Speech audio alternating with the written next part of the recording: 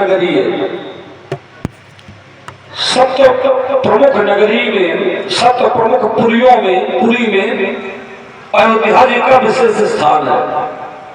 और इसीलिए महादेव जी मानस में कहते हैं बंदौ अवधपुरी अति पावन। काशी अवंतिका इत्यादि पुरियां भी हैं, लेकिन अयोध्या के साथ वे पावन के साथ अति पावन, माने अन्य नगरी पवित्र है और ये अति पवित्र है, अति पावन। और इसकी एक महिमा और भी है कि सरयू सरिकली कलुष नसावन। ये अयोध्यापुरी सूर्य के पुत्र मनु जी पैदा हुए थे। तो मनु जी ने, ये पहले ब्रह्मावर्त क्षेत्र के राजा थे, लेकिन मनु जी ने भगवान नारायण की साधना की और भगवान नारायण से वरदान मांगा कि एक ऐसी दिव्य नगरी आप हमें दीजिए जिसमें रह करके समस्त ब्रह्मांड का, समस्त भूलोक का संचालन हो सके। तो भगवान नारायण ने अयोध्यापुरी को अपने हृदय से प्रकट किया और मनु के लिए इस नगरी को प्रतिष्ठित कराया। तो अयोध्यापुरी का अभ्युदय, अयोध्यापुरी का जन्म भगवान नारायण के हृदय से है और समीप माता सरयू प्रवाहित है। तो सरयू जी का जन्म भगवान नारायण के नेत्रों से। सरयू जी की महिमा क्या है? तो धर्म शास्त्रों में, धर्म ग्रंथों में कहा जा मज्जन्ते विनय प्रयासा और मम समीप नर पावई वासा। सरयू जी में यदि कोई व्यक्ति स्नान कर ले तो उसे बिना प्रयास के ही भगवान की प्राप्ति हो जाती है। ऐसी दिव्य महिमा अयोध्या नगरी की है और माता सरयू की है। जहां से आप आ रहे हैं तो अयोध्या जी के दर्शन तो आपने किए, सरयू जी में स्नान भी बाबा जी किया था। हाँ, किया था। जाते समय मज्जन सरयू जल कई भूप दरबार, स्नान करने के बाद ही राजा के दरबार में गया। देखिए, आप लोग विश्वामित्र जी के चरित्र से शिक्षा ले लेना। ये ब्रह्मर्षि कोटि में तपस्वी है, महाज्ञानी है, लेकिन जब अयोध्या नगरी गए तो सरयू स्नान किए बिना वापस नहीं आए। तो आप लोग भी ध्यान रखना, जब कभी अयोध्यापुरी जाना तो बिना सरयू स्नान किए वापस ना आना। और यदि सरयू स्नान नहीं हुआ तो पौराणिक मान्यता के अनुसार फिर अयोध्या जाने का लाभ भी आपको प्राप्त नहीं होगा। इसलिए जब भी अयोध्या जाना तो बिना सरयू स्नान किए वापस ना आना। राम किसका नाम है? ये सामने वाले का व्यास जी। ये दोनों हाथों के मध्य में क्या प्रसाद है आपके?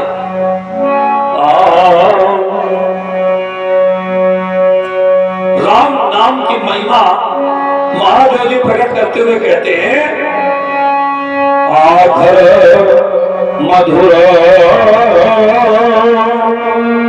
मनोहर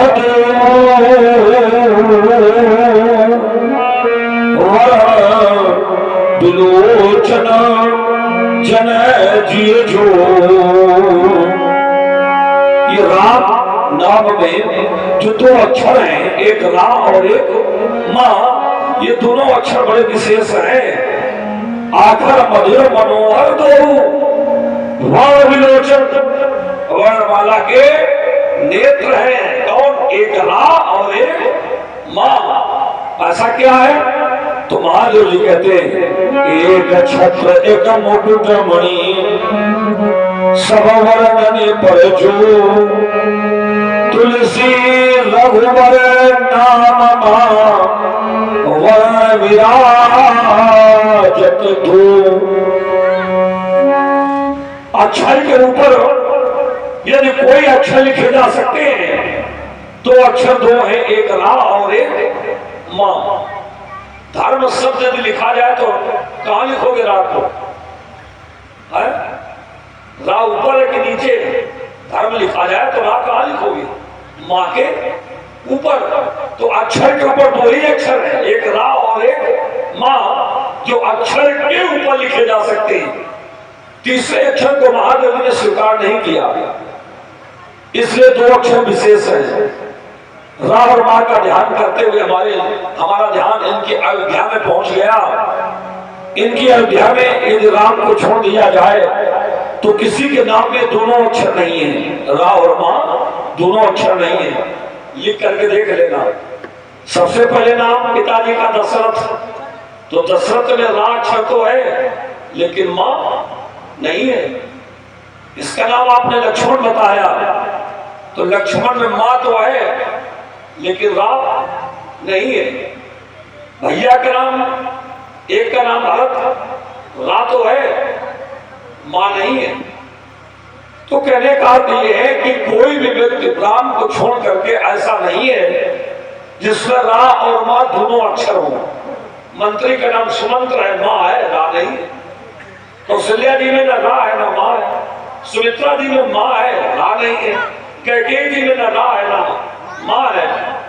अयोध्या में केवल एक व्यक्ति है जिसके नाम में रा और मां दोनों अक्षर हैं, एक तो है राम और दूसरे का नाम है मंथरा। मंथरा, मंथरा में मां भी है और रा भी है कि नहीं है? लेकिन थोड़ा अंतर है।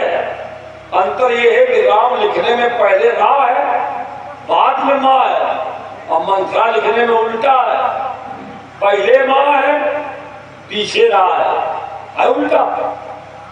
तो अक्षरों के आधार पर एक चिंतन निकल करके आया है।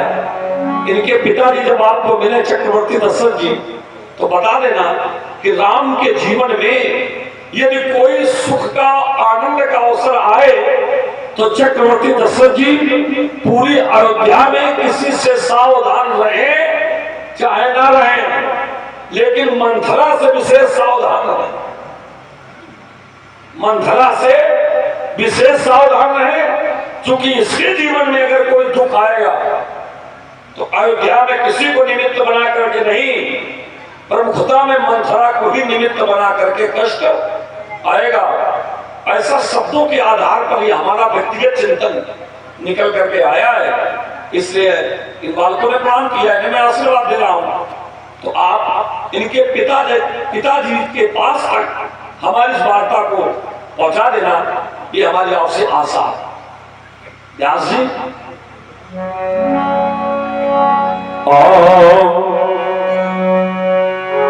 पीड़ित ऋषि मुनि को विप्रों के व्यथित घाव भरे,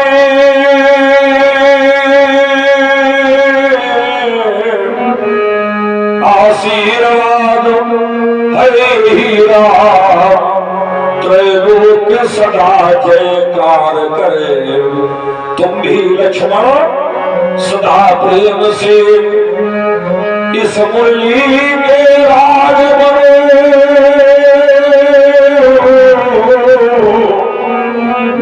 और अपने भैया के चरणों में तुम सुफल सुदृढ़ अनुराग बनो। सर्वस्व समर्पित करो इन्हें, और प्रेम सुधा में सने रहो।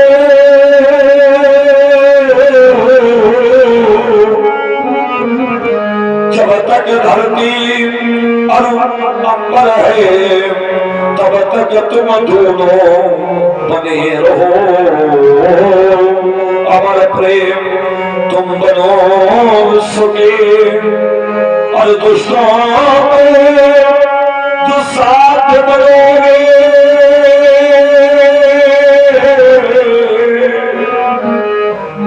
हर मन में तुम रमने वाले, जन जन के आराध्य बनोगे। आयुष्मान भव, यशस्वी भव, दीर्घायु भव। राम हित रहे तक लोचन, रूप अपार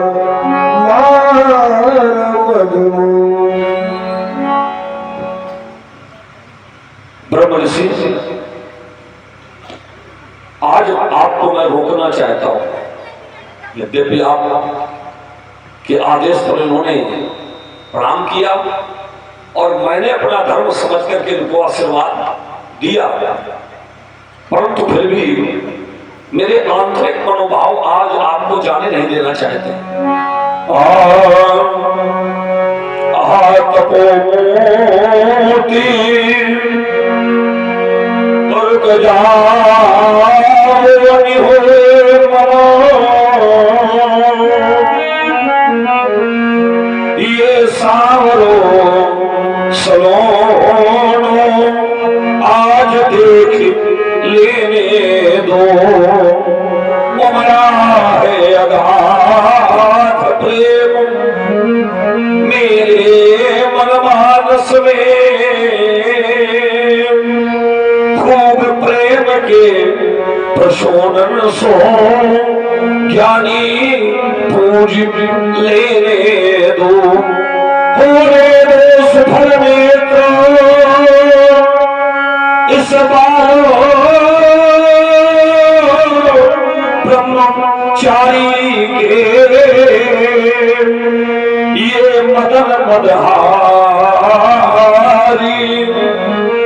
रूप को लूट लेने दो, होने दो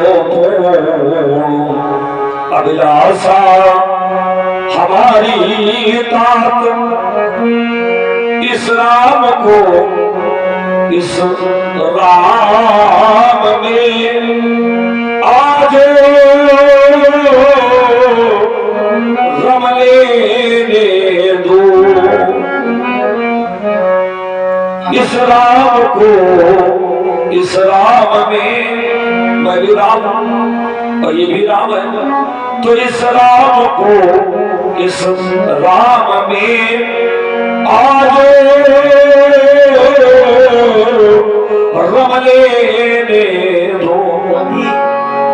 राम को राम में मिलने का अभी सुबह से हम जा रहे हैं। हम तुम्हारी इस प्रार्थना को, इस निवेदन को स्वीकार कर लेते हैं, लेकिन हम ये नहीं चाहते किसी का अनहित हो।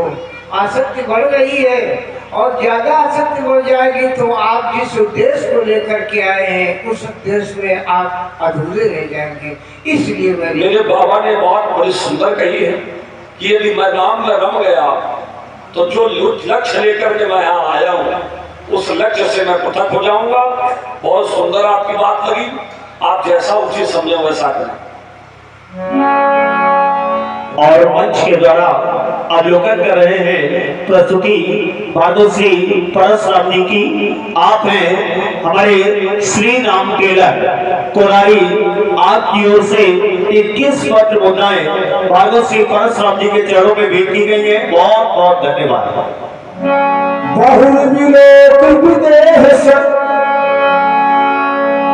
कहु कहत वीर पूछत जान, अजान जमो व्याकुल को मिथिला नरेश, आज तुम्हारे राज्य में बड़ा परिवर्तन दिखाई पड़ रहा है। मिथिला नगर को इतना सुंदर सजाया गया है कि मिथिला नगर के सौंदर्य के सम्मुख आज इंद्रपुरी का सौंदर्य भी लज्जित प्रतीत हो रहा है। ये विश्व सौंदर्य सजाए धजे निरखे आज योगी, मिथिला से लज्जित हुआ जा रहा है। साजे मरावती और भोगावती का देख तिरहुत मुखी का भरा जा रहा है। सभी द्वारों मंगलों कलश से सजे को और सर्वत्र तोरण व बंधन बंधे क्यों, युवतियां सभी क्यों यहाँ गा रही है। कौन तो सामना ने को हर्षा रही है। जन जन हुआ करो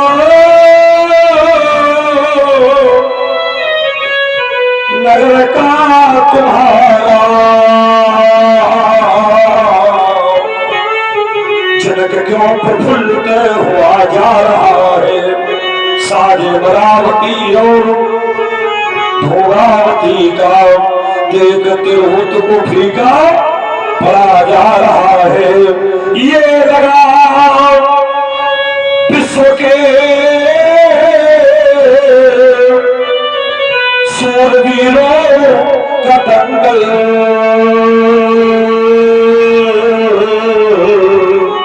और मना रिस रहे हो मुझे तो कौन मंगल। कहीं विप्रवंशी, कहीं छत्रवंशी, कहीं सूर्यवंशी, कहीं वैश्य मंडल हुए नृप उपस्थित सभी साज साजे। न कारण समझ में मेरी आ रहा है। साज अमरावती और भोगावती का देख तिरहुत को फीका पड़ा जा रहा है। ये गायक अलापे इधर मारते हैं और विप्रगण वेद मंत्रों को उच्चारते हैं। ये मिथिला को इतना सजाए संवारे हो रहा कौन उत्सव नगर में तुम्हारे। बोले यहाँ भीड़ो,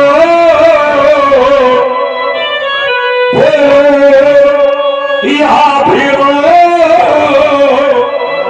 क्यों आ जुड़ी है।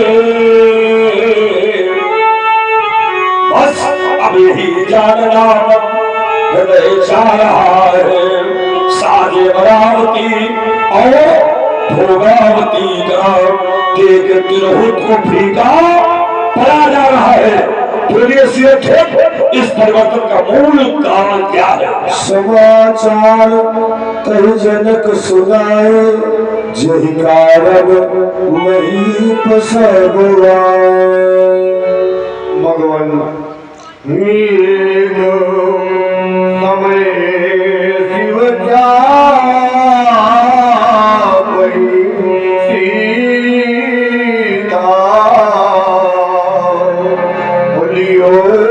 उठा कर माम पुनीता मख पूजन हित मखारी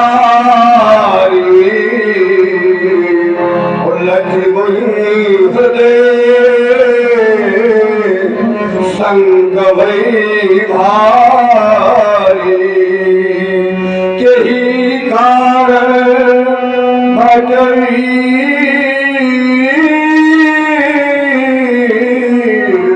घड़े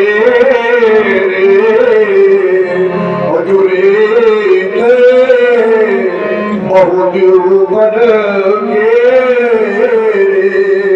भगवान मैंने सीता दरबार का आयोजन किया है, इसीलिए आप देश देशांतर के दरबार एकत्रित हुए हैं।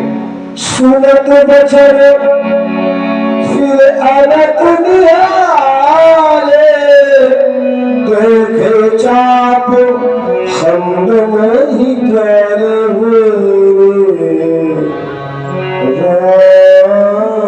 क्या अजगों का विनाश हो गया है। देख करके विश्वास नहीं होता है कि अजगों का विनाश हो गया, क्योंकि अजगों को तोड़ने की तो बात छोड़ो, त्रैलोक में ऐसा कोई वीर पुंगव पैदा ही नहीं हुआ जो अजगों को तिलमात्र हिला दे। परंतु बार बार दृष्टिपात करने पर इसमें और अजगों में कोई अंतर प्रतीत नहीं होता। ये तो भगवान शंकर का ही प्रिय आयुध अजगो है। आज मानवता का रक्षक चला गया, आज मानवता का संहारक चला गया। अब किसके सहारे बचेगा धर्म भारत का? किसके सहारे त्रैलोक को सुख पाएगा? किसके सहारे स्वच्छंद विचरेंगे संत तुम बिन कौन धर्म की पताका फहराएगा? किसके सहारे बचेगी माँ बहनों की लाज?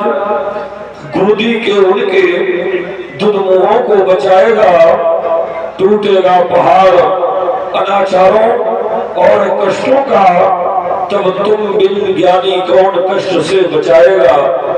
तुम बिन ज्ञानी कौन कष्ट से बचाएगा?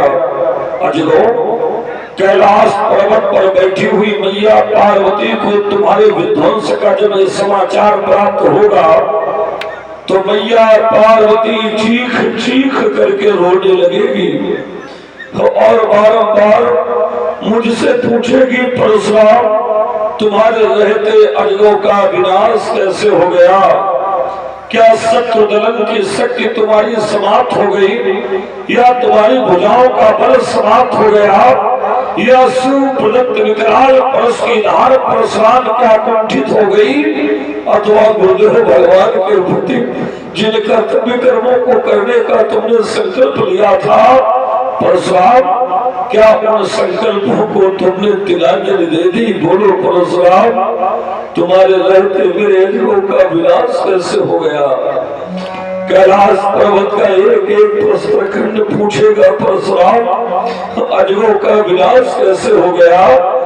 तो उन प्रश्न खंडों को उत्तर देने में मैं भी पाषाण बन जाऊंगा, मैं भी पाषाण बन जाऊंगा। क्या उत्तर दूंगा?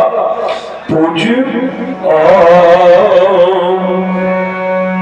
मैया कहेगी, लाल क्या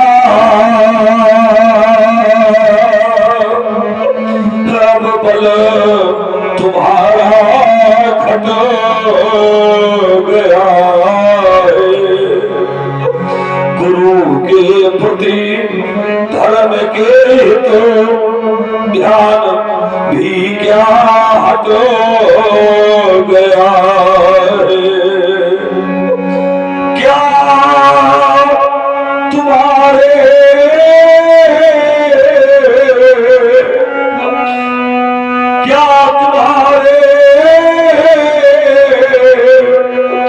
परशु की अवतार कुंठित हो गई है?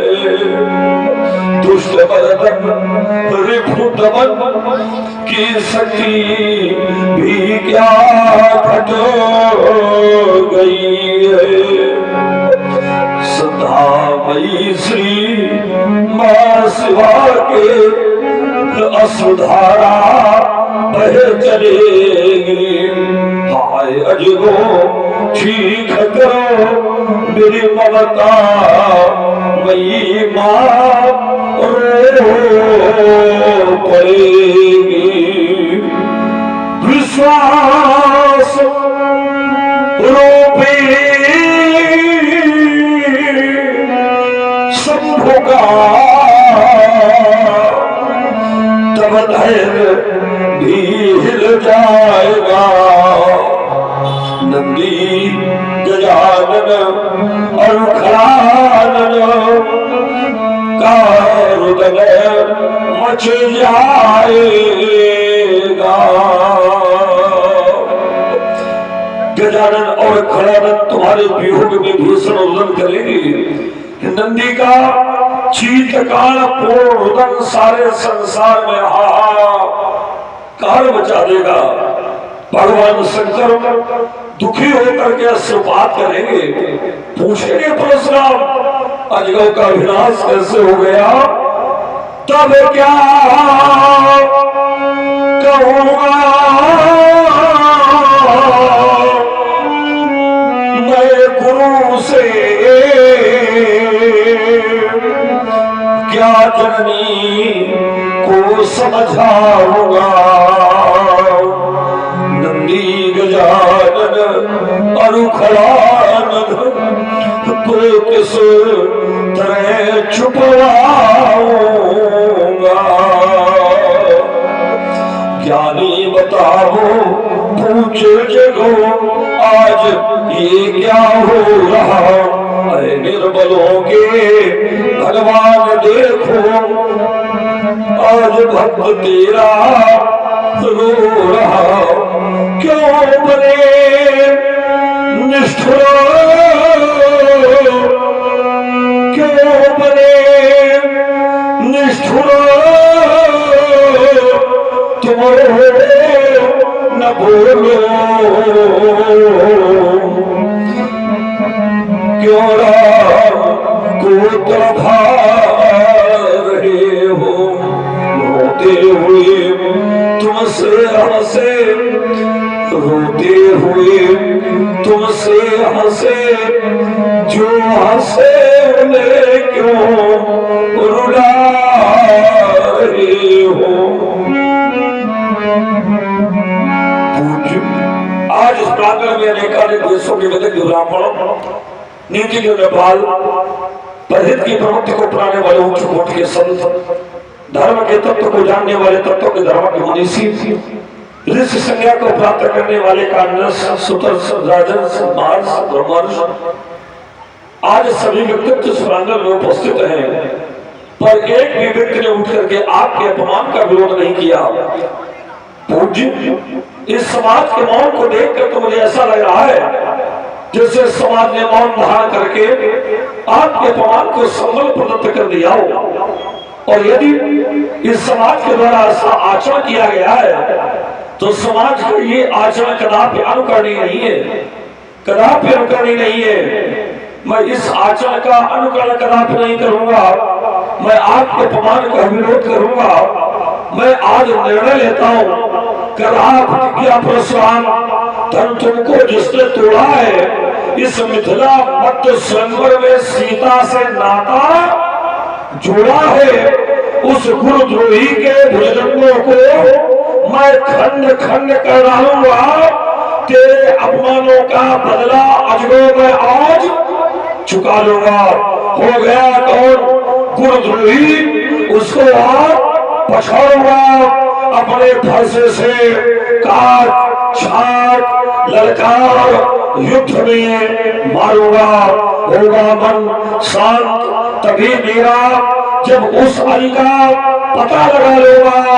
इन क्रोध भरे अरमानों को जब तक मैं नहीं मिटा लूंगा, जब तक मैं नहीं मिटा लूंगा, जब तक मैं नहीं मिटा लूंगा। शोक महन शोक, महन शोक पूज्य। आदेश गोरे वचन कठोरा, जनक धनुष कहे तोड़ा। कौन धनुष के तोड़ा? बोलो जनक, किसने तोड़ा है? भगवान शंकर का दिव्यायुध। किसने तोड़ा? भगवान शंकर महादेव का ये आयुध है। तोड़ो मृदंगाल, तोड़ो मृदंगलो, कठिन कुठार सो कंठ काटा हो। के कहते तुराए धनु विदय और तुरंत आज मेरा ताता करियो। हुई के रोसो हुए प्रमोद फिर जो पर को बोल बोल कर लो। अक्षर छात्र के छात्र के छवायन को, छात्रपति छात्र को छार छार छार करियो। वेद दिखाव मुँह न तो आजू, उल्टो नहीं जहाँ लगी तब राजू। जिस व्यक्ति ने भगवान शंकर के हाथ को तोड़ा है, उसको शीघ्र में नेत्रों के सम्मुख उपस्थित कर दो, अन्यथा कान खोल करके सुनो। यदि अपराधी श्रम को नहीं किया, मैं ऐसी क्रांति मचाऊंगा अपने फंसे की तीव्रता से कर दूंगा। लौट लौट तेरा राज्य नहीं टिक पाएगा। मेरे बहुत प्रयास से फटकर धरती में फंस जाएगा। अति धर उतर देत न पुनाही, कुटिल भूप से मरवाही सभा। वीरों के रोग सब चारी चारी की भीड़, हृदय हर सड़ा विषाद कछु। बोले श्री रघुनाथ। रंगमंच के द्वारा जैसा कि आप सभी लोग अवलोकन कर रहे हैं, प्रातः काल की पावन बेला में दर्शन और प्रस्तुति भागवत श्री परशुराम जी की, और आप हैं हमारे ग्राम कोरारी खुर्द निवासी हमारे महादेव जी, आपकी ओर से 21 पत्र मुद्राएं भागवत श्री परशुराम जी के चरणों में भेंट की गई हैं। कोट कोट धन्यवाद। ये पूजन भगवान शिव के इस पावन पुनीत आयुध का खनन करने वाला कोई आपका एक दासी ही होगा। ये नाथ शिव धनुष तोड़ने वाला भी कोई शिव प्यारा ही होगा, जिसने ऐसा अपराध किया महदास आपका ही होगा, जिसने ऐसा जो कृपा पात्र है इन गुरुओं का, वह चुप कैसे रह सकता है, जिस पर है कृपा इन ब्राह्मणों की, यह कार्य वही कर सकता है, जिस पर है कृपा। नाथ शंभु धनु भंजन हारा, होई केहू एक दास तुम्हारा, नाथ शंभु धनु यशु का कहीं किन मोही, बार बार मिलूं तो ही आयसु का। कहीं नाथ इस दास के लिए आपकी क्या है?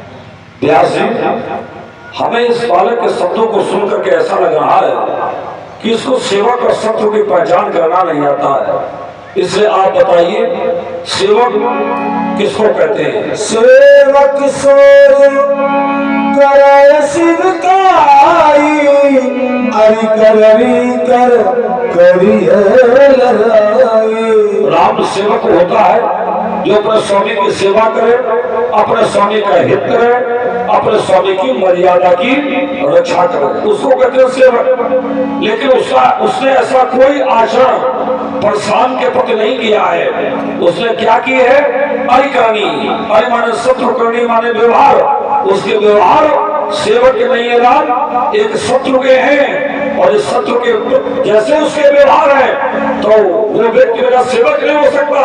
उसके साथ मेरा संबंध क्या है? सुनो जय शिव तेरा सहस बाहु सब शोभित मोरा। जिसने भी भगवान शंकर का धनुष तोड़ा है वो व्यक्ति चाहे जो हो, श्रेष्ठ अर्जुन के समान मेरा घोर बलि है, रिपु है, हरि है, उसके लिए मैं घोषणा घोषित करने जा रहा हूं। बिहाई समाजा तुम्हारे जय है सब राजा।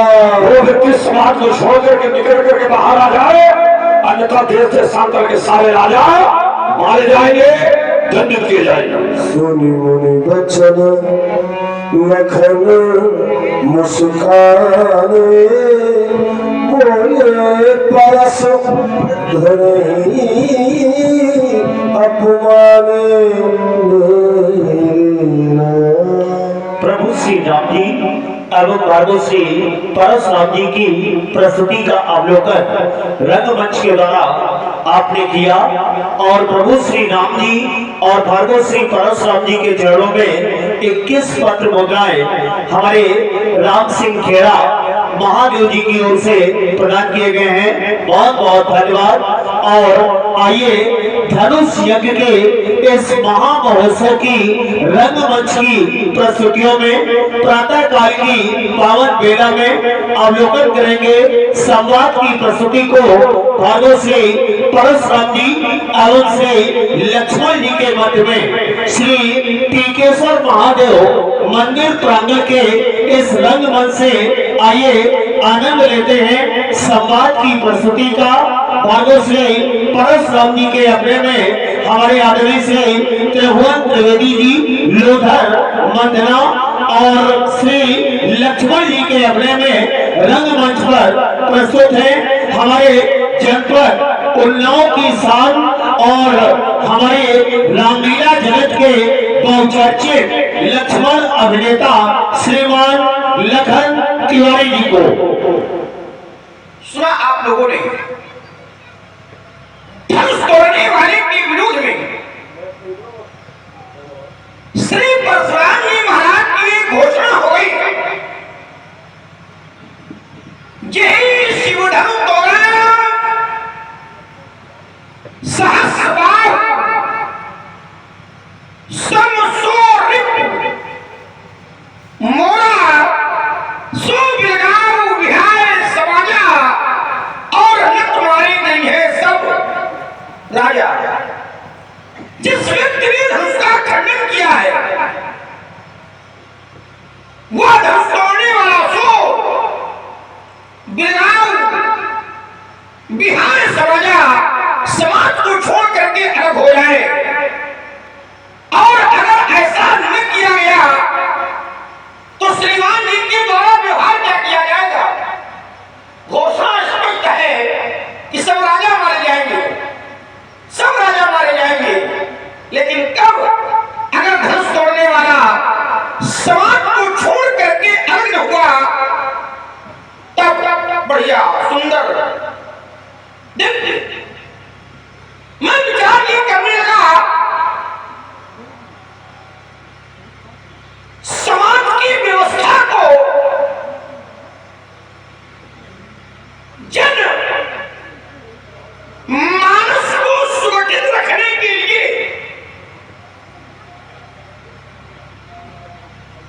संसार में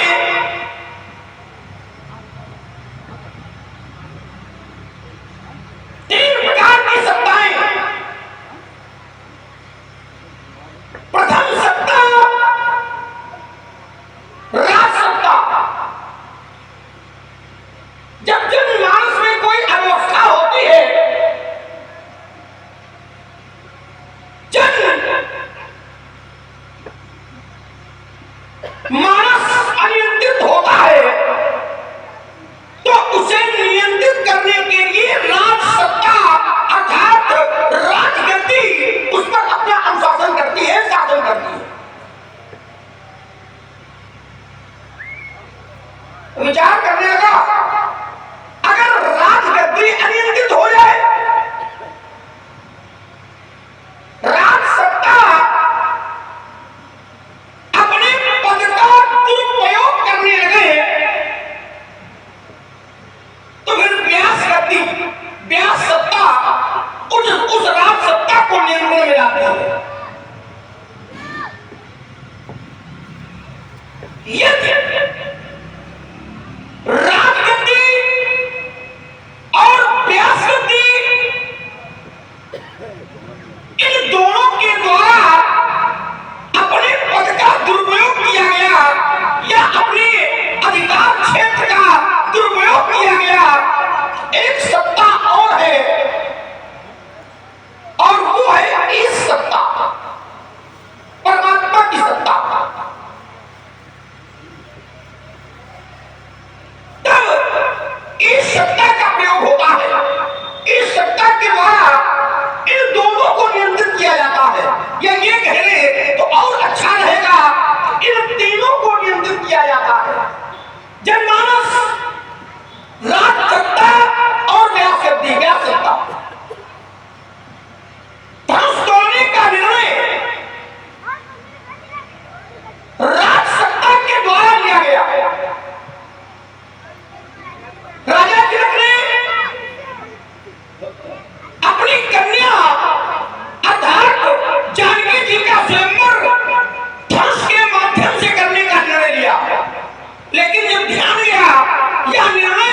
जनक जी ने केवल अपने मन से नहीं लिया, व्यास सत्ता का समर्थन लेकर के लिया, व्यास सत्ता का समर्थन लिया। प्रमाण नृप लखी कुंवरी सयान बोल गुरु परिजन तो कई मत रचो स्वयंवर शिव धन धैर्यपन। गुरुदेव को बुलाया, परिजनों को बुलाया और बुला करके परामर्श किया।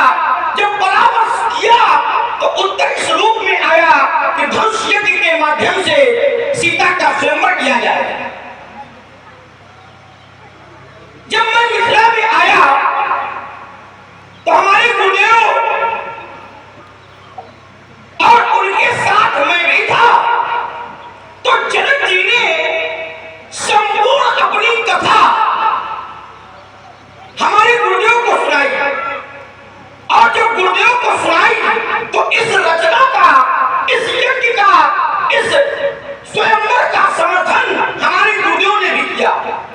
भारी रचना मुनि नृपसन कहू और राजा मुदित महासुख लहू, अर्थात राज परिवार और व्यास परिवार धनुष इस स्वयंवर के समर्थन में था। धनुष टूटा और इस समय धनुष टूटा तो धनुष टूटने पर ये तीनों सत्ताएं तोड़ने वाले के साथ हो गई। कैसे?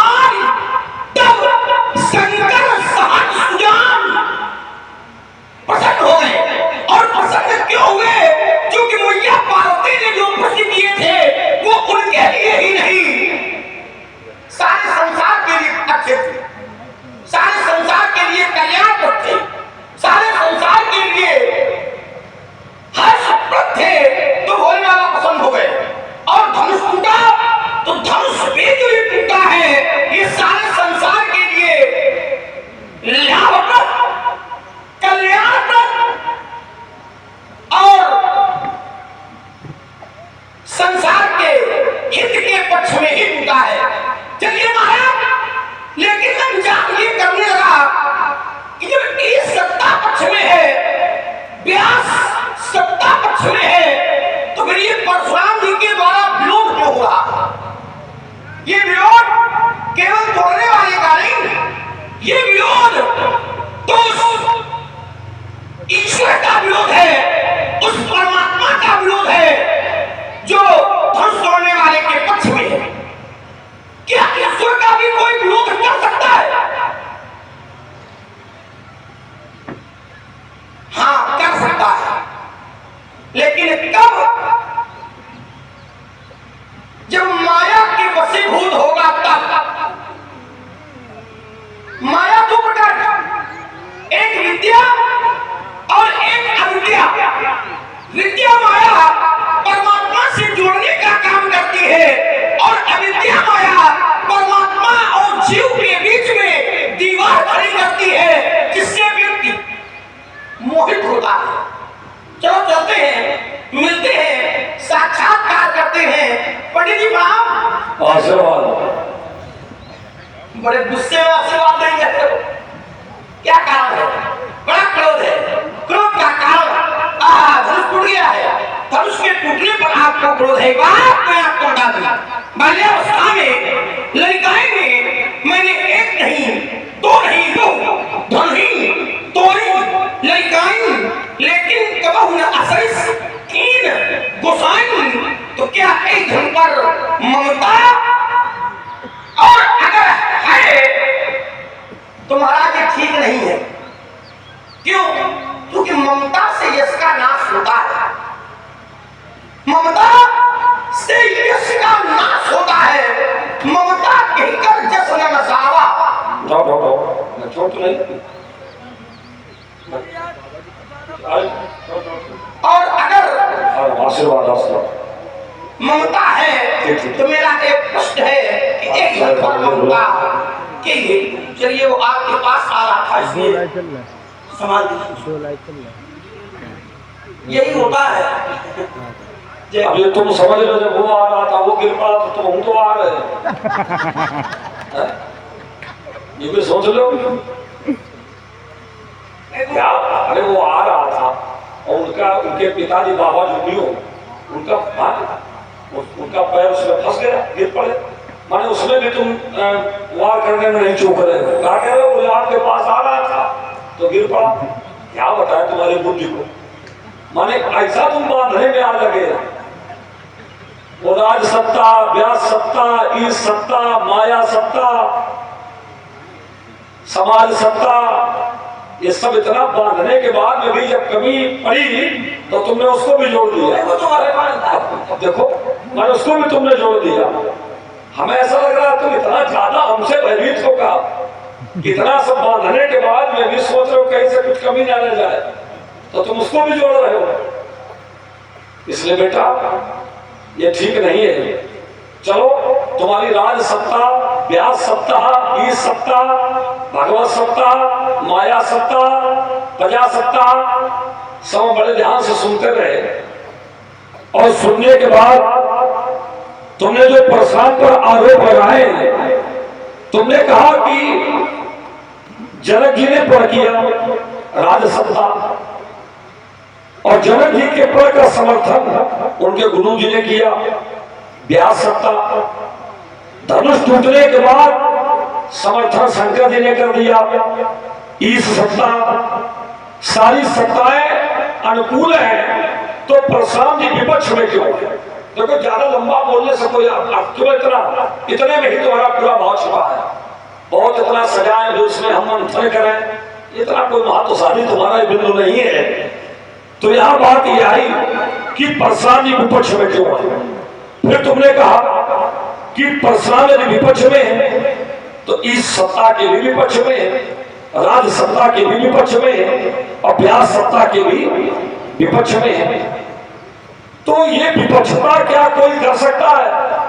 तब तुमने इसका निष्कर्ष लिया कि अब माया के वशीभूत जब होता है तो इस सत्ता के भी विपक्ष में व्यक्ति खड़ा हो जाता है। फिर तुमने बताया माया के दो भेद हैं, एक विद्या और एक अविद्या। हम सोच रहे थे आगे और थोड़ा कुछ बोलोगे, लेकिन इसी जगह से तुमने बिंदु खत्म कर दिया। हम सोच रहे थे जरा ये भी बता दो कि विद्या के वशीभूत है या विद्या के, ये एक निराकरण और मिल जाता है तो तुम्हारी शंका का समाधान तुम्हारे ही शब्दों में हो जाता। एक बात तुम्हें बताएं, राज सत्ता, व्यास सत्ता और शिव सत्ता, इस सत्ता, ये तीनों सत्ताएं, इन तीनों सत्ताओं के द्वारा ये कार्य हुआ। और एक विचारणी विषय ये है कि जहां शिव सत्ता का समर्थन हो तो वहां क्या शिव शिष्य ऐसी स्थिति पर आएगा जो शिव सत्ता के विपक्ष में हो जाएगा? इसका तात्पर्य क्या है कि शिव सत्ता का समर्थन भले हो, लेकिन उस सत्ता की समर्थन की स्थिति का शिव सत्ता ने परशुराम को ज्ञान प्रदत्त नहीं किया। अगर शिव सत्ता ने समर्थन किया होता, चलो किया हो, लक्ष्मण कह रहा है, लेकिन मैं शिव शिष्य हूं। और शंकर जी ने मुझसे कहा था कि परशुराम किसी भी ऐसी स्थिति से अनभिज्ञ तुम्हारा जीवन नहीं रह सकता मेरी कृपा से। और यदि शिव जी ने उस सत्ता के परिप्रेक्ष्य में अनभिज्ञता की परिस्थिति परशुराम की बनाई तो तुमने विचार नहीं किया कि हो सकता शिव सत्ता के द्वारा ही ऐसा कोई कार्य परशुराम के माध्यम से इस मिथिला प्रांगण में होना हो जो ये तीनों सत्ताएं मिलकर के भी ना कर पाए। विचारने विषय तुम्हारे लिए भी तो है, क्योंकि समस्या का समाधान ये सब कुछ होने के बाद में भी नहीं हुआ है। परशुराम आया कब है मिथिला में? जब जनक ने पढ़ दिया तो परशुराम को आ जाना चाहिए, परशुराम नहीं आ पाया। जब अनेकानेक देशों के राजाओं ने तोड़ने का प्रयास किया तब परशुराम को आ जाना चाहिए, परशुराम नहीं आए। परशुराम आए कब? जब धनुष टूटा तो धनुष के टूटने की ध्वनि परशुराम के पास तक पहुंची। और राजकुमार लक्ष्मण यदि महादेव जी चाहते तो इस ध्वनि को परशुराम के पास तक पहुंचने न देते। क्यों? क्योंकि महादेव जी के ध्यान में जो हो तो उस ध्यान की स्थिति में विक्षेप कर शिव धनुष के टूटने की परिस्थिति को उपस्थित करना, ये कहीं ना कहीं से महादेव जी की कोई ना कोई प्रबल इच्छा रही है। अब इच्छा क्या रही? मैंने परस उठाया, मैं मिथिला आ गया। अब मिथिला आने के बाद फिर परिस्थिति अगर देखी जाए तो परिस्थिति क्या है? राज सत्ता, व्यास सत्ता, जन सत्ता, सारी सत्ताएं लगी है, लेकिन मिथिला की स्थिति क्या है? ले वो छड़ा इसी का को धरी बांधो नभ बालक दो जो विदेह कछु करे सहाई जीतो समर सहित दो भाई। और इस समस्या का समाधान न राज सत्ता से हो रहा है, न व्यास सत्ता से हो रहा है, और न गोपनीय ईश सत्ता के द्वारा हो रहा है। समस्या का समाधान नहीं हो रहा तो समस्या का समाधान जनसत्ता के द्वारा भी नहीं हो रहा। जनसत्ता के द्वारा कहा जा रहा है कि ये सब उचित नहीं है, ये सब ठीक नहीं है। अब धनुष तो टूट गया, अब गाल बजाने से इस प्रकार के वक्तव्य प्रस्तुत करने का कोई लाभ नहीं है। तो जनसत्ता भी सफल नहीं, राज सत्ता भी सफल नहीं, जनक भी कुछ नहीं कर पा रहा है, और व्यास सत्ता वाले सदानंद जी, विश्वामित्र जी भी कुछ नहीं कर पा रहे। और ये सत्ता तो गोपनीय है, गोपनीय परिस्थिति में उसके द्वारा भी कोई समाधान नहीं हुआ। तो फिर परशुराम को कहीं ना कहीं से प्रेरणा प्राप्त हुई और मैं परस लेकर के यहाँ आ गया।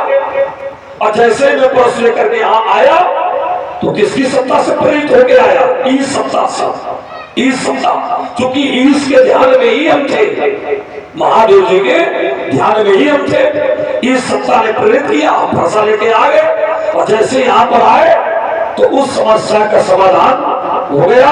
अपितु समेत कई निजनामा लगे करण सब दंड प्रणामा। समाधान हो गया कि नहीं हो गया?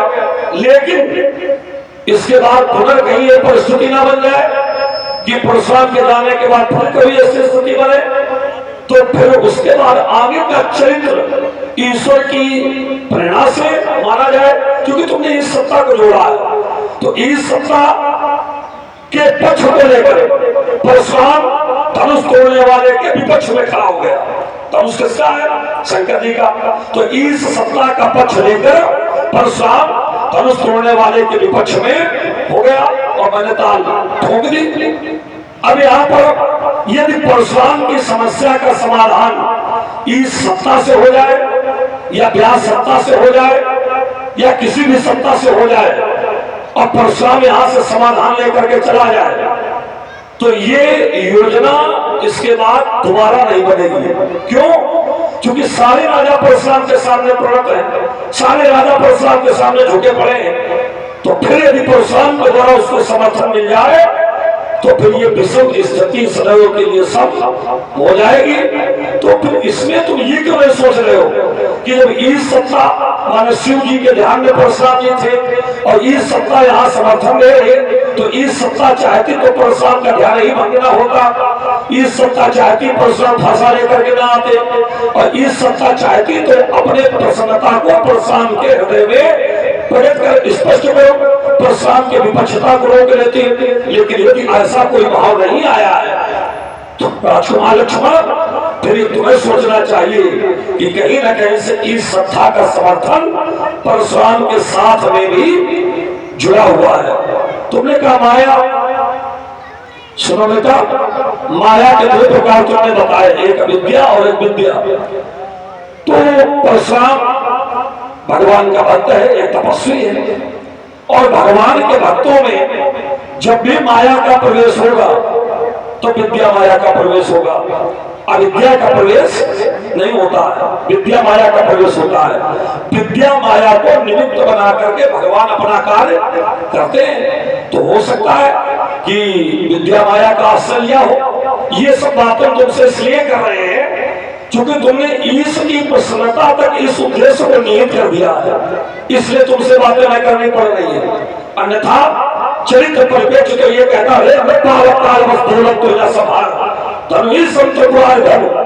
सकल संसार, ये चरित्र परंपरा कहती है। लेकिन तुमने चूंकि उस विषय को तुमने ऐसे परोस करके प्रस्तुत किया है तो उसको और व्यवस्थित कर देना ये हमारा धर्म है। तो इस सत्ता को तुम इस स्थिति तक क्यों लिए जा रहे हो?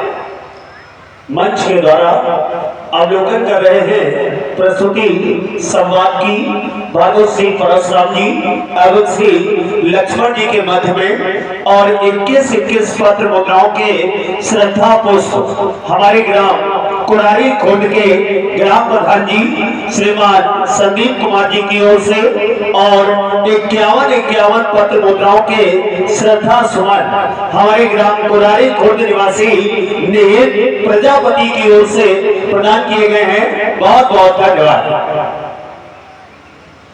चलिए साधुवाद एक इसमें, और इसी क्रम में आप हैं हमारे ग्राम कुरारी खोड निवासी भाई राजू प्रजापति जी, आपकी ओर से भी 51 पत्र मुद्राएं मंचासीन विभूतियों को प्रदान की गई। कोट कोट धन्यवाद। आप बोलो क्या कहना चाहते हो? चिंतन आ गया था आपका, चलिए सुंदर, अच्छा लगा। आपने कहा कि लक्ष्मण जिस समय यहाँ पर ले उठाए से ढको फिर माधव बात दो जो विवेक करे सहाय चेतो समझ से दो भाई, ऐसी स्थिति उत्पन्न हो गई तो जिन सत्ता के द्वारा इसका विरोध किया गया और एक आधारी आपने पढ़ी, क्या पढ़ी? और आधारी का प्रयोग, देखिए मेरा विरोध ये नहीं है कि जनसत्ता का विरोध नहीं किया गया, लेकिन मैं चिंतन वहां दे रहा हूं कि जो आधारी आपने पढ़ी है वो जनसत्ता की नहीं है, वो राज सत्ता की है।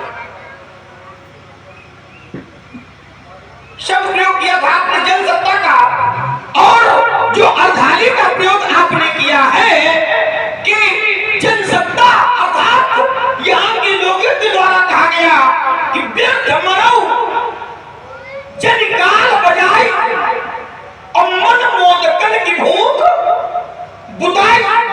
तो ये बात जनसत्ता के द्वारा ही बल्कि राज सत्ता के द्वारा कही गई है। और कैसे? तो साध भोग बोले सुनिबानी और राज समाज याद ल जाना, इसमें सुधार करने की आवश्यकता है। चलिए जरा बातें समाप्त हमारे पक्ष में कर गए। जो धरती मैंने बनाई उसी धरती को आपने और मजबूत किया। हमारे धरातल का आपने पूर्ण पोषण करते हुए अपनी बात को रखा। क्या कहा? बोले कि शंकर जी के द्वारा ही ऐसी प्रेरणा हुई, शंकर जी के द्वारा ऐसी प्रेरणा हुई कि परशुराम के द्वारा ये व्यवहार किया जा रहा है। मैं विचार पूरा करने लगा। शंकर जी की प्रेरणा इस सत्ता के समर्थन में होती है या विरोध में होती है?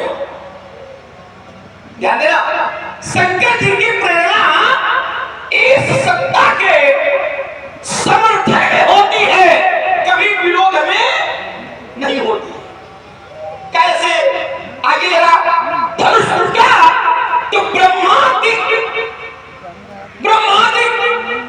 अर्थात इस सत्ता उसके साथ है और परशुराम जी विरोध में है। और परशुराम जी कहना ये चाहते हैं कि मैं शंकर जी के पक्ष से हूं। हाँ, आप लड़ते तो शंकर जी के पक्ष से कि हम जैसे शंकर जी के पक्ष से आए, लेकिन पक्ष शंकर जी का नहीं है। ये पक्ष कहीं न कहीं अपना बन गया।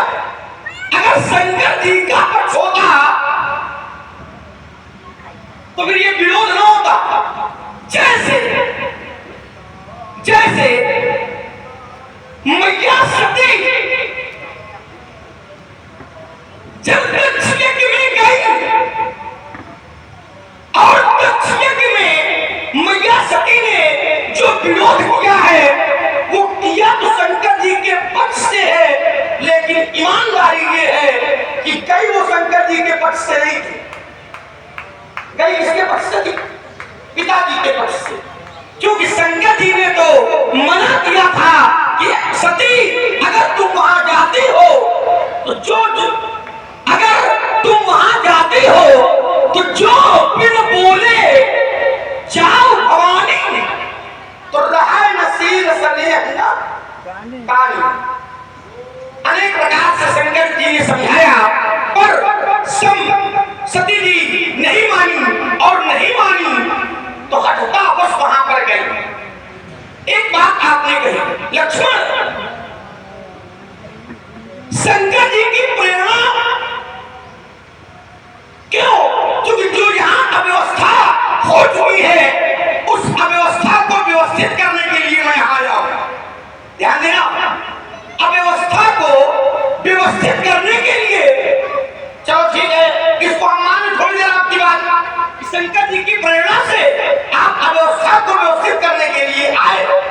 तो जब आप आए थे तो दुष्ट राजा कोलाहल कर रहे थे और आपके आने पर शांत हो गए थे, तो आपको भी शांत हो जाना चाहिए था।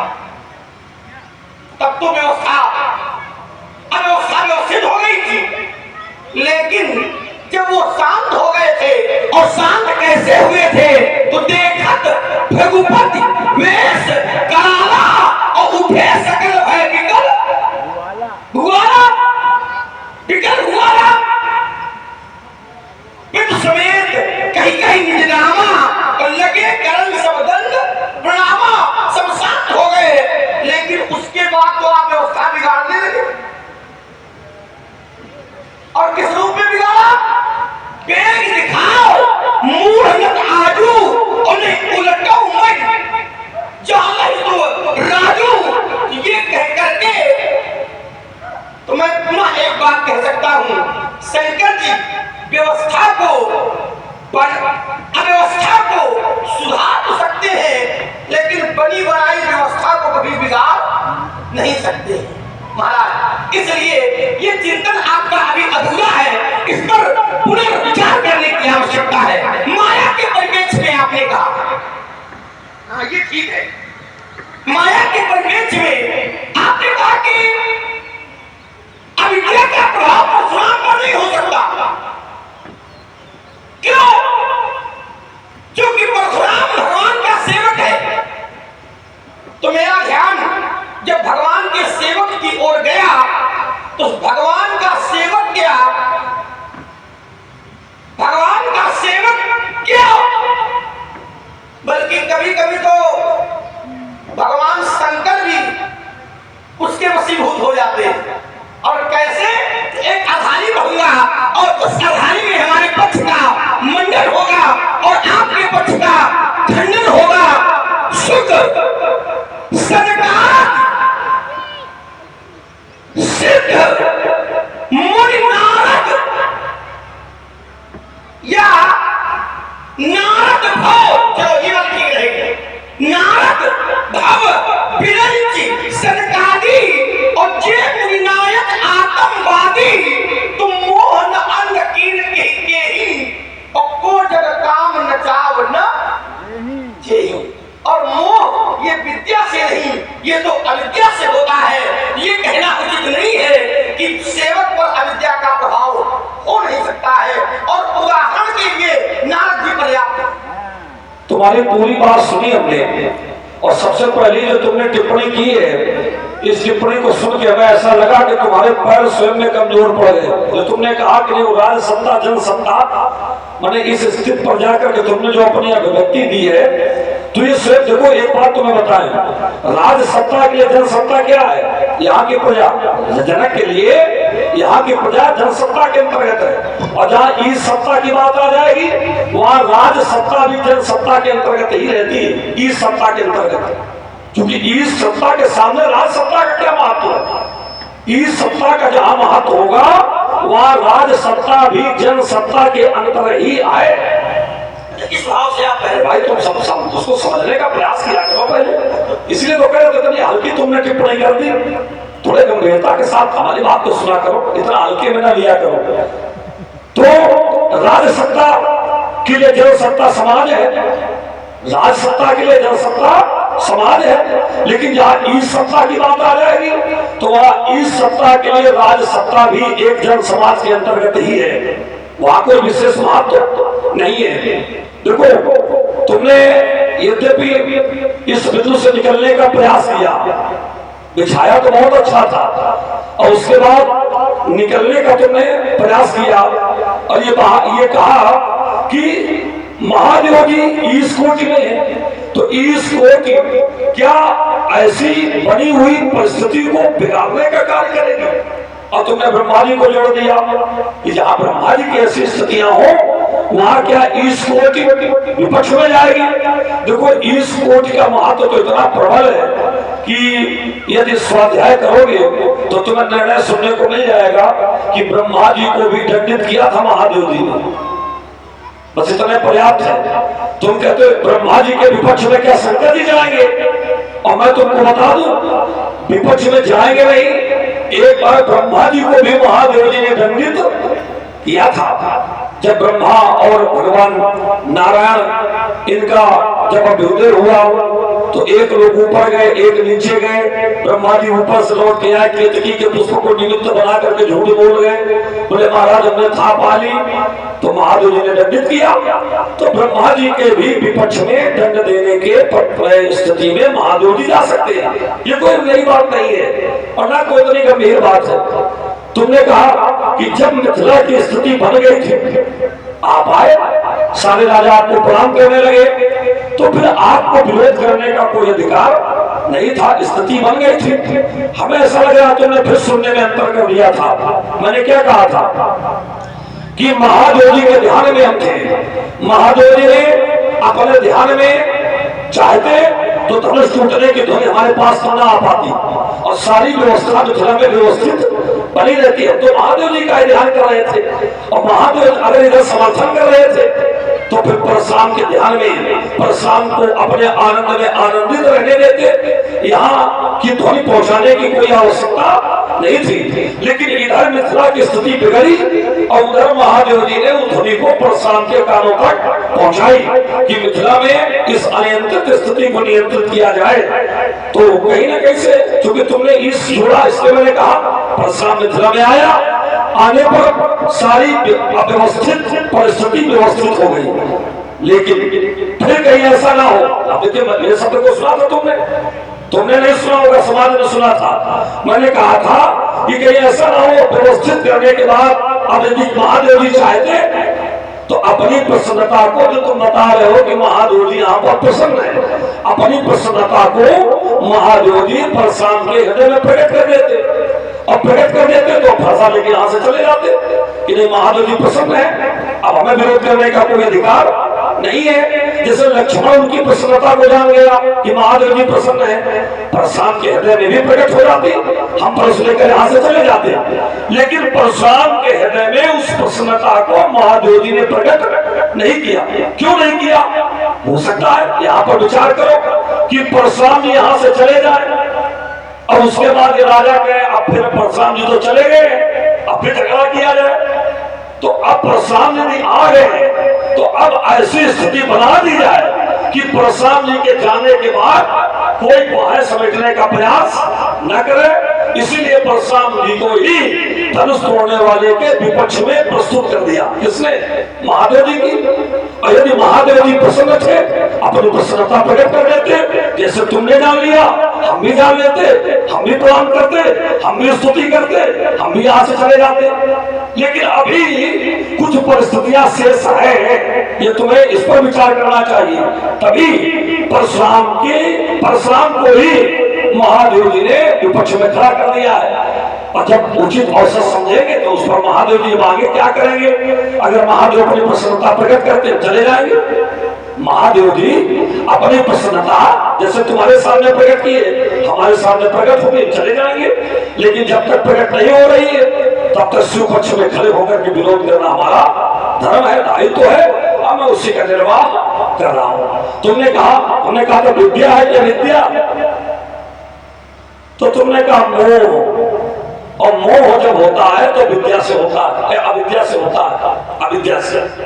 इस बात को मत कहना।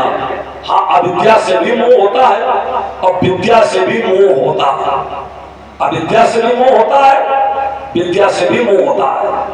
और देखो, का घुसुंडी जी को ले लो, का घुसुंडी जी क्या अविद्या माया के वशीभूत थे? विद्या। गरुड़ जी को ले लो, गरुड़ जी क्या अविद्या माया के वशीभूत थे? विद्या। और तुम नारद जी को कह रहे हो, हम नारद जी को ही कहते हैं कि नारद जैसे संत जो भगवान के अवतारों में जिनका स्थान है, जो भगवान के अवतारों में जिनका स्थान है, ऐसे संत कभी अविद्या माया के वशीभूत होंगे ही नहीं।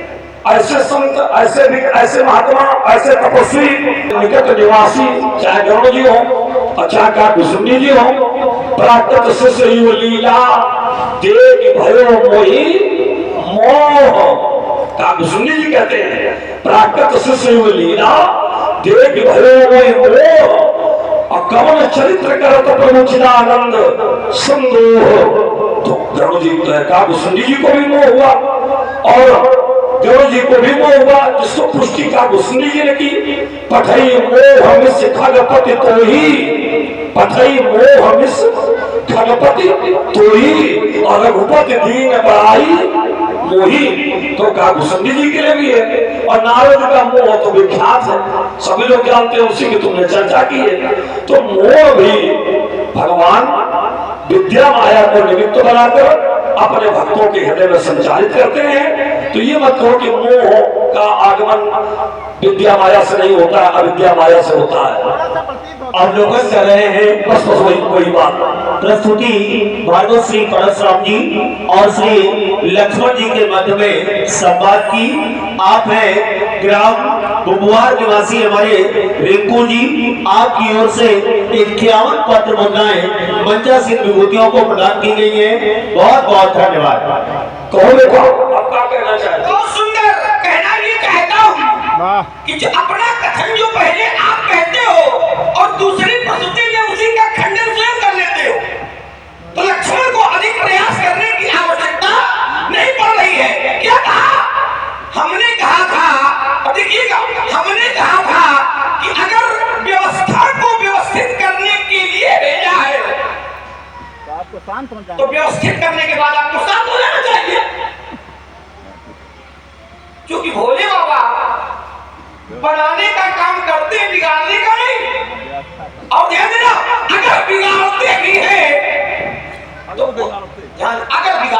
देखिए शब्द लगा है, क्योंकि आप कहते हो कि नहीं बिगाड़ा, बोले कहाँ बिगाड़ा, बोले वीरभद्र को भेज दिया। ठीक है, तो अगर बिगाड़ते भी हैं तो किसका बिगाड़ते हैं? जो इस सत्ता के विरोध में चला जाता है। अगर बिगाड़ते हैं तो उसका बिगाड़ते हैं कब? जो गुरु सत्ता के विरोध में चला जाता है। इतना हल्का नहीं है जो आप ये कह के निकल जाओ कि नहीं लक्ष्मण तुम तो पहले अलग होने लगे। अगर बिगाड़ते हैं तो उसका बिगाड़ते हैं जो गुरु सत्ता के विरोध में चला जाता है, और प्रसन्न होते हैं तो उस पर प्रसन्न होते हैं जो इन सत्ताओं का सम्मान करता है।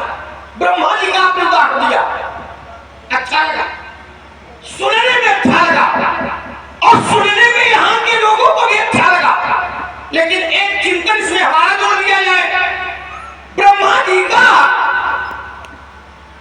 व्यवहार क्या शंकर जी को अच्छा लगा? ध्यान देना, क्या ब्रह्मा जी के व्यवहार से शंकर जी प्रसन्न हुए थे? उत्तर मिला कि नहीं? और अगर हुए हो तो आप बता देना।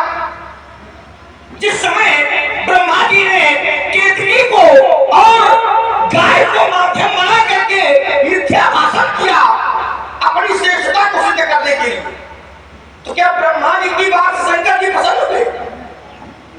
प्रसन्न नहीं हुए। ध्यान देना, प्रसन्न नहीं हुए, और तब ब्रह्मा जी का विरोध किया। एक बार हमने तो ऐसा जाना है कि ब्रह्मा जी का एक सिरे शंकर जी ने काट दिया। पहले 5 थे, शंकर ब्रह्मा जी के सिर थे 5, तो शंकर जी ने सिर काट दिया। लेकिन काटा कब? जब उनके व्यवहार से प्रसन्न नहीं थे, तब शंकर जी ने दक्ष यज्ञ का विरोध किया या करवाया। लेकिन कब? जब वहां के लोगों के व्यवहार से प्रसन्न नहीं थे, तब तो उत्तर मिला समाचार सब शंकर पाए, तो प्रसन्नता से नहीं वीरभद्र करी को पठाए। लेकिन यहां तो भोले बाबा प्रसन्न है, यहां तो भोले बाबा प्रसन्न है, और जब भोले बाबा प्रसन्न है तो अव्यवस्था परशुराम जी के द्वारा व्यवस्था बना देते चल जाता। आए थे चलेगा, क्या कहा? अच्छा ये कह करके आप बताओगे कि लक्ष्मण तुम्हारे में हल्ला हल्का बना गया। बात आपने कही थी, ध्यान देना। फिर क्या कहा कि परमात्मा की सत्ता की जब बात आ जाएगी तो राजा भी जन सत्ता में आ जाएंगे। बिल्कुल ठीक है, लेकिन ये प्रयोग जन सत्ता का नहीं था, ये प्रयोग राज सत्ता का था। तो मैंने प्रमाण किया था कि साधु भूप, और भूप माने राजा, राजा माने राज सत्ता, जन सत्ता नहीं राज सत्ता। जन सत्ता तो विरोध कर रही थी, लेकिन कैसे कर रही थी? तो कहा जिस समय राजाओं ने कोलाहल किया तो राजाओं की कोलाहल को सुन करके जनसत्ता उन्हें गालियां दे रही थी, गालियां दे रही थी। और गालियों का प्रयोग क्या क्या हो रहा था वो मैं बता नहीं सकता हूं, इसीलिए खोल करके नहीं रखा गया। ठीक है, आइए जरा एक बात आपने अपना कही, विद्या और अविद्या के परिप्रेक्ष्य में हमें लगता है कि कहीं न कहीं आप अनियंत्रित हो रहे हो, कहीं न कहीं।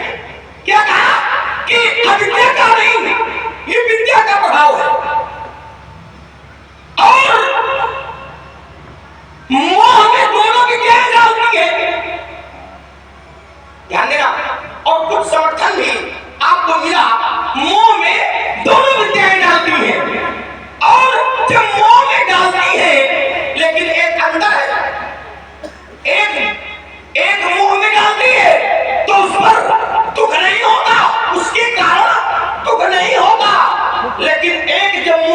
निकालती है तो उसके कारण दुख होता है। तो काकसुनी ने कहा कि सो माया न दुखद मोहिवान आन जीव एवं संसदनाई।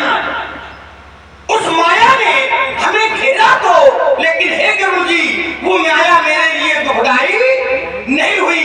लेकिन नारद जी को भैया माया ने दुखदाई बनाया, सुखदाई बनाया। बहुत बढ़िया। अब देखिए अब आपकी एक कहानी आ गई। माया विवश भय मुनि मूढ़ा, मूढ़ा एक शब्द आ गया मूढ़ा। मूढ़ा माने मूर्ख। तो ये मूर्ख बनाने का काम विद्या माया का है या अविद्या माया का है? देखो अभी आपके पक्ष में थे, हमारे पक्ष में हो गए। अब वो अवसर देकर के बात कर रहे हैं, अवसर देकर। देखिए अभी आपके पक्ष में थे और अब हमारे पक्ष में हो गए। अब आपने कहा गरुड़ जी को, तो गरुड़ जी पर अधिक प्रश्न न करके मैं नारद चरित्र से ही गरुड़ चरित्र को जोड़ देता। तो जब गरुड़ जी मोह के वशीभूत होकर नारद जी से मिले तो नारद जी ने कहा अरे गरुड़, ये माया तो तुमको मोही है, जिसने तुमको मुंह में डाला है, इसने जो बहुबार नचावा मोही। ध्यान देना जरा, सोई व्यापी विहंगपति तो ही। तो नारद जी पर कौन माया थी, बस उसी से सिद्ध हो जाएगा कि गरुड़ जी पर वही माया थी। अल्पविराम यात्रा करने। अरे बेटा यात्रा तुम करो, हम यात्रा नहीं करते हैं। करना पड़ेगी आप, हम यात्रा करते ही नहीं है। करनी पड़ेगी। हम बिंदुओं पर चिंतन देते हैं, बिंदुओं पर यात्रा नहीं करते हैं। ये यात्रा होना ना यात्रा की नहीं जाती बिंदुओं पर, बिंदुओं पर देखो गलत। यात्रा विषय अलग है, यात्रा विषय अलग है। और यहाँ पर जब बिंदु होते हैं तो वहाँ चिंतन होता है। वो चिंतन ही यात्रा है। वही वही अब वो तुम चिंतन को यात्रा कहो, ये विषय तुम्हारा है कि चिंतन करने को यात्रा, ये विषय तुम्हारा है। बिंदुओं पर केवल चिंतन। देखो राजकुमार लक्ष्मण, तुमने कहा कि हमारा बिंदु हल्का नहीं था, तुमने दोबारा उसी बात को फिर उठाया कि नहीं, वो कहा तो राज सत्ता से ही गया था, लेकिन राज सत्ता से ही कहा गया था, लेकिन आपने इस सत्ता के सम्मुख राज सत्ता को जोड़ा तो राज सत्ता इस सत्ता के सम्मुख जन सत्ता बन जाएगी। देखो बेटा, जब तीनों बिंदुओं का मिश्रण होकर के वार्ता हो रही है, जन सत्ता, राज सत्ता, व्यास सत्ता और ऊपर इस सत्ता, तो जब मिश्रण होकर के बात आ रही है तो वहां अगर इस सत्ता की बात होगी तो राज सत्ता और जन सत्ता, व्यास सत्ता सब जन सत्ता के अंतर्गत ही मानी जाएगी, क्योंकि इस सत्ता के सामने कोई राज सत्ता नहीं है। और बड़े बड़े जो तपस्वी होते हैं, बड़े बड़े जो राजा होते हैं और बड़े बड़े जो आचार्य होते हैं, वो भी इस सत्ता के सम्मुख पहुंच के जन सत्ता की परिस्थिति पर आ जाते हैं। वहां राज सत्ता, वहां निज गुणवत्ता का क्या महत्व है, जहां इस सत्ता की बात आ जाए। इस सत्ता के सामने आप निज गुणवत्ता से कितना ही प्रभावित क्यों न हो, लेकिन उन गुणवत्ताओं का वहां कोई मूल्य नहीं है। इस सत्ता के पास जाने के बाद स्थितियां यही होती है कि एक मय मंद मोह बस कुटिल हृदय अज्ञान, मोह बस, हाँ, कुटिल हृदय अज्ञान, अपने प्रभु मोहि विसारे दीन बंधु भगवान। तो वहां सामान्य सत्ता के अंतर्गत ही हर एक प्राणी होता है। अखिल विश्व ये मोड़ उपाया और सब पर मोड़ बराबर दाया। तो वहां सारी सत्ता जन सत्ता के अंतर्गत ही आती है। अब उसमें तुम व्यक्तिगत नहीं, वहां भूप लिखा है, भूप माने राजा होता है, राजा राज सत्ता में आती है। तो राज सत्ता की ही अगर तुमने बात की होती तो तुम इसका विश्लेषण करने के अधिकारी थे। जब राज सत्ता के साथ तुमने इस सत्ता को जोड़ दिया तो इस सत्ता की अगर बात की जाएगी तो राज सत्ता को भी जन सत्ता के अंतर्गत ही कहा जाएगा। इसलिए उसको समझने का प्रयास करो, जबरदस्ती ना बिड़ा करो, जबरदस्ती ना बिड़ा करो, उस पर थोड़ा चिंतन किया करो। दूसरी बात तुमने ये कही, बोले परशुराम जी जब सारी व्यवस्थाएं बन गई थी, देखो उसी बात को तुमने फिर उठाया कि जब सारी व्यवस्थाएं बन गई थी तो फिर आपको विरोध नहीं करना चाहिए। जब सारी व्यवस्था बन गई लगे कर्म सावधान प्रणामा, तो फिर आप विरोध क्यों करने लगे? मैंने इसका उत्तर दिया था कि मैं विरोध इसलिए करने लगा क्योंकि धनुष टूटने की ध्वनि सुन करके मैं यहाँ आया। मैं यहाँ आया, शिव प्रेरणा से यहाँ पर आया। मेरे आने पर जो अव्यवस्था थी वो व्यवस्थित हो गई, लेकिन अब आगे विषय ये है कि धनुष टूटने की ध्वनि सुन करके मैं आया। धनुष किसका है? शंकर जी का। तुम्हारा कथन ये है शंकर जी प्रसन्न है, शंकर जी प्रसन्न है, और हमारा कथन ये है कि शंकर जी प्रसन्न है तो अपनी प्रसन्नता हमारे पक्ष में प्रकट क्यों नहीं कर रहे? अगर शंकर जी प्रसन्न है और उस प्रसन्नता को लक्ष्मण के प्रति उन्होंने प्रकट किया, लेकिन परशुराम के प्रति अभी प्रकट नहीं किया है, तो इसका तात्पर्य कि परशुराम को निमित्त बनाकर अभी महादेव जी और भी कोई कार्य कराना चाहते हैं। ये लक्ष्मण को विचार करना चाहिए। अब क्या कराना चाहते हैं वो हमें, जो हमारा जो धर्म है, एक शिष्य का अपने आराध्य के प्रति, एक शिष्य का अपने गुरुदेव के प्रति, उसका मैं कर्तव्य निर्वाह करने लगा। अब आगे महादेव जी की इसमें क्या इच्छा है, इस पर लक्ष्मण को विचार करने की आवश्यकता है। और यदि महादेव जी अपनी प्रसन्नता यहीं पर प्रकट कर देते तो हम भी भाषा लेकर के यहाँ से चले जाते। जैसे लक्ष्मण जान गया कि महादेव जी प्रसन्न है, समर्थन दे रहे हैं, तो महादेव जी चाहते तो हमें भी समर्थन दे देते, हमें भी प्रसन्नता प्रकट दिखा देते, हमें भी कुछ अनुभव करा देते। लेकिन अभी कोई ऐसी परिस्थिति परशुराम के सामने नहीं आई है, और जब ऐसी कोई परिस्थिति आएगी तो राजकुमार तुम्हें कहना नहीं पड़ेगा, परशुराम भगवान का भक्त है, भगवान का विरोधी नहीं है, शंकर जी का शिष्य है। और यदि कोई ऐसी परिस्थितियां आएंगी तो दोनों हाथ उठा करके उस परिस्थिति को मैं स्वीकार करूंगा, वो आप विरोध का फिर कोई निमित्त नहीं रहेगा। लेकिन यदि ऐसा कुछ नहीं आ रहा तो फिर कहीं ना कहीं से महादेव जी आगे चाहते हैं कि फिर आगे कुछ हो, तो वो हम कर रहे हैं क्योंकि हम उनके शिष्य हैं, और उस पर तुम्हें विचार करना है। तुमने कहा मोह, तो कहा नारद जी को जो माया व्यापी वही माया गरुड़ जी को व्यापी। अब तुमने इसमें बात जोड़ी, देखो प्रमुख बिंदु को पकड़ लेते हैं कि दुख बोले दुख, और फिर उसमें शब्द और लगा है सो माया न दुखद मोहि काहि आज आन जीव वही संसद। तो संसद का अर्थ क्या होता है? संसद माने क्या होता है? जन्म मरण की परिस्थिति को ही संसद कहते हैं, ठीक है।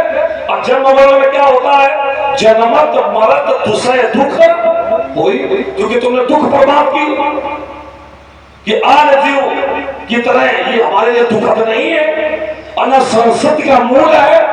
तो संसति में जन्म और मरण में ही दुख होता है। तो कहने का अर्थ ये है कि हमें जन्म और मरण में जो दुख प्राप्त होता है, मोह के वशीभूत होकर जब भगवान की ऐसी स्थितियों में जीव आरूढ़ होता है, तब उसको अनेक योनियों में जो जन्म मिलता है, उन योनियों में जो जन्म मिलता है, उस जन्म और मरण के दुख से हम युक्त नहीं है। ये है आपराध, क्योंकि दुख के साथ संसद शब्द लगाए आगे, और संसद का अर्थ होता है यहाँ पर अगर दुख जोड़ा जाएगा तो जन्म मरण। और यही बात देखो, तो कहने का अर्थ ये है कि ना तो जनक को, ना तो यहाँ पर नारद जी को, ना गरुड़ जी को, ना काकभूषणी जी को दूसरा जन्म धारण नहीं करना पड़ा। जन्म मरण के चक्कर में क्या ये लोग पड़े? नारद जी के जीवन में मोह आया।